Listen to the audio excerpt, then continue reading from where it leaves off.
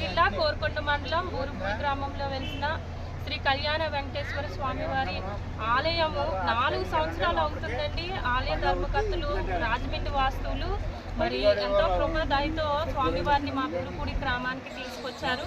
4 సంవత్సరాల నుంచి గ్రామ పెద్దలతోనూ మరి రాజకీయ నాయకులతోనూ ఎంతో మంది దగ్గరికి వెళ్ళి స్వామివారికి మరి భక్తులు రావడానికి రోడ్డు ఏ మాత్రం బాగోలేదండి.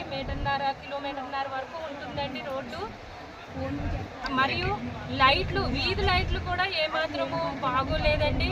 మేము ఒకటే కోరుకుంటున్నామండి, మరి లోకాన్ని కాపాడేవారు మరి ఏడుకొండల స్వామి, ఆ స్వామి వారికే రోడ్డు వేయించమని మేము కోరుకుంటున్నామండి. నాయకులందరూ కూడా ఈ యొక్క విషయాన్ని మీ దృష్టికి తీసుకొచ్చి బూరుపూడి గ్రామంలో వెలిసిన ఏడుకొండల స్వామికి రోడ్డు వేయించండి.